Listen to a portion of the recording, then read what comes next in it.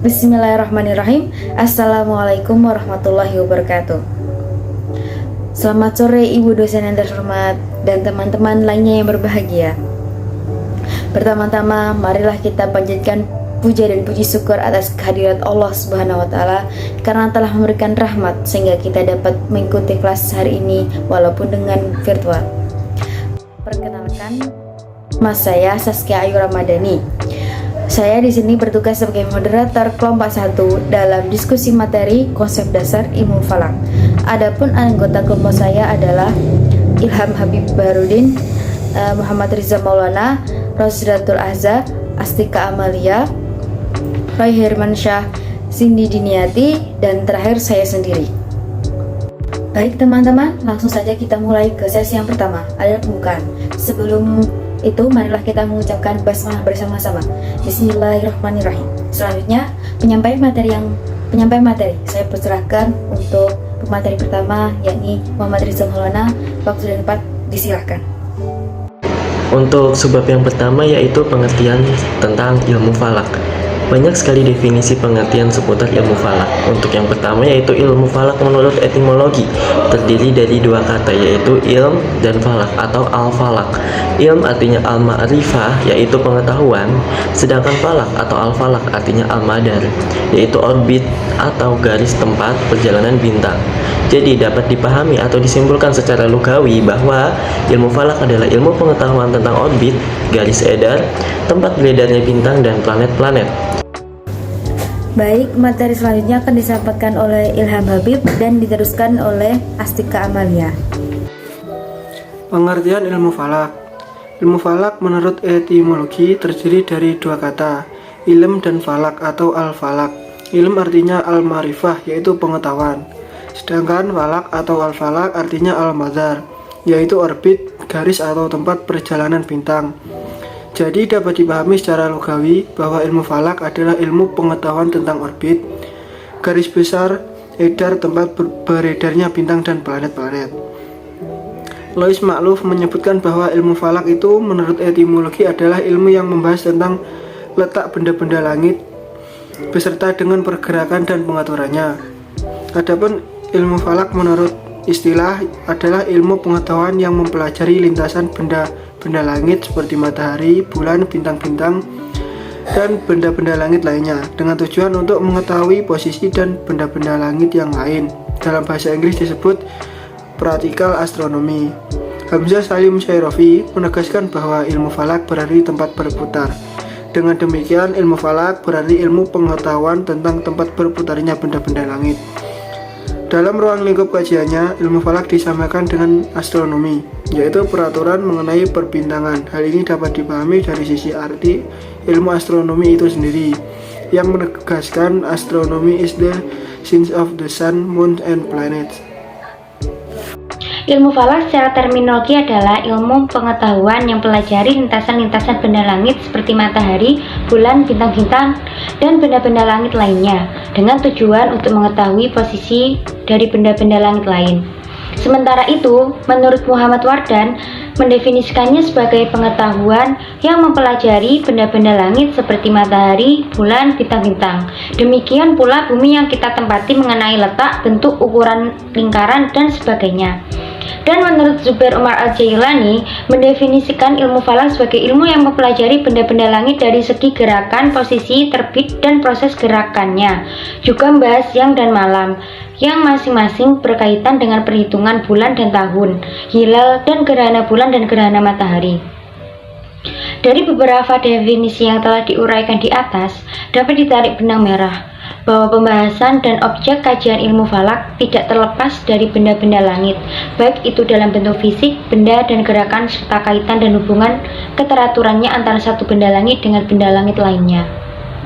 Dengan bahasa lain, bahwa ilmu falak itu adalah ilmu yang mempelajari tentang lintasan benda-benda langit, khususnya bumi, bulan, dan matahari, dalam garis edarnya masing-masing. Untuk diperoleh fenomenanya dalam rangka kepentingan manusia, khususnya umat Islam, dalam hal menentukan waktu-waktu yang berkaitan dengan ibadah-ibadah mahdhah. Materi selanjutnya akan disampaikan oleh Saudara Roy Hermansyah. Bab 2. Ruang lingkup.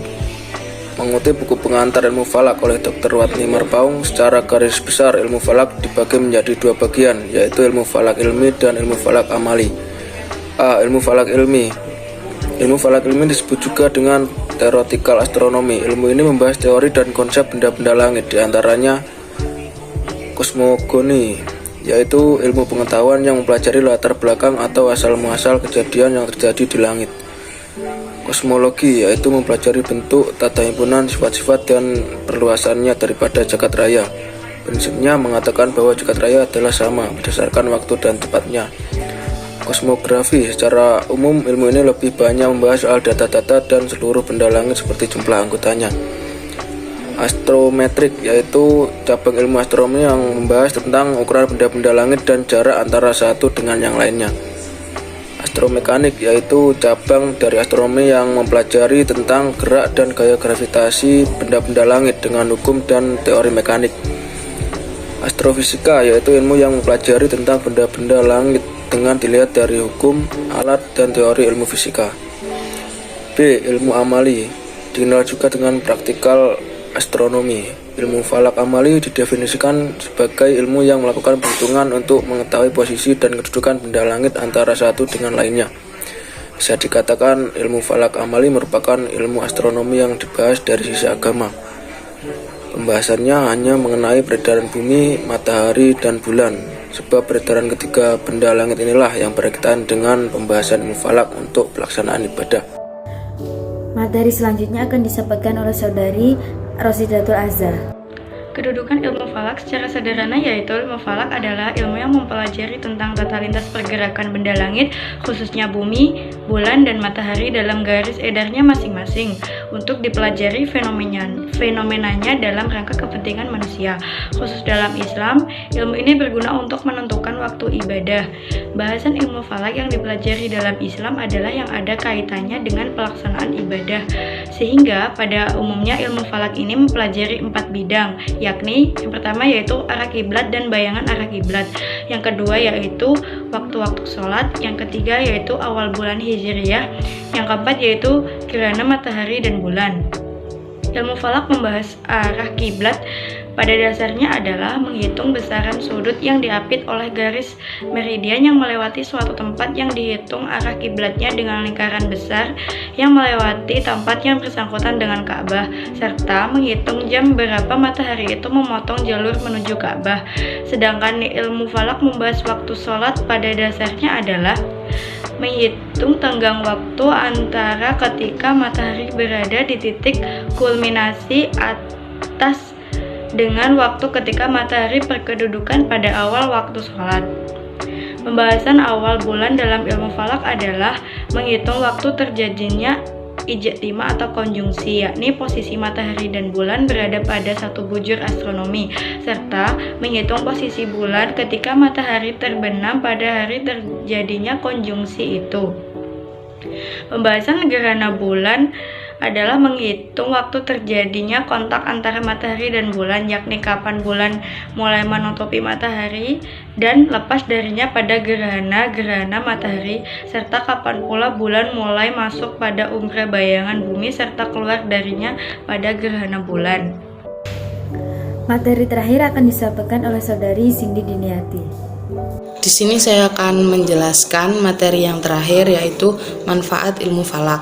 Dengan mempelajari ilmu falak atau ilmu hisab, kita dapat memastikan ke arah mana kiblat suatu tempat, memastikan waktu sholat, dan menentukan waktu berbuka puasa. Dengan demikian, ilmu falak atau ilmu hisab dapat menumbuhkan keyakinan dalam melakukan ibadah sehingga ibadahnya lebih khusyuk. Mungkin cukup sekian presentasi dari kami. Mohon maaf apabila ada kesalahan dalam berkata. Bila taufik wal hidayah. Wassalamualaikum warahmatullahi wabarakatuh.